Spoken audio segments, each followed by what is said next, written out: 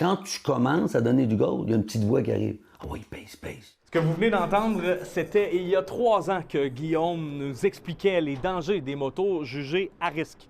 Maintenant que ça revient de l'avant dans l'actualité, on va aller voir Gino Desrosiers de la SAAC pour qu'il prenne le temps de nous rappeler un peu quelles sont les modifications au permis de conduite des motocyclistes.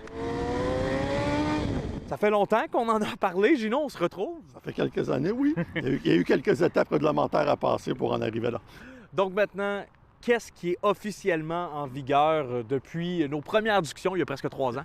À partir du 15 juin, il va y avoir 4 nouvelles mesures là, qui vont entrer en vigueur, soit le zéro alcool pour les motocyclistes pour le permis d'apprenti et pour les 24 premiers mois d'expérience de conduite.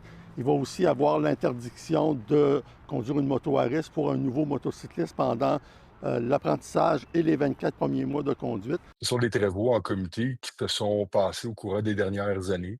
C'est des travaux auxquels on a eu l'occasion, avec d'autres parties prenantes de l'industrie et les utilisateurs motocyclistes, d'y participer.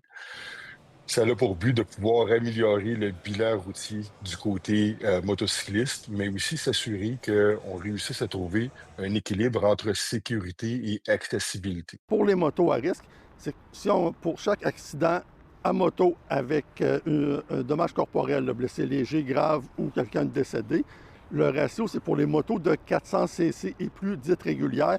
Il y a un accident pour 120 motos immatriculées. Si on prend les motos à risque, c'est un accident par 30 motos immatriculées.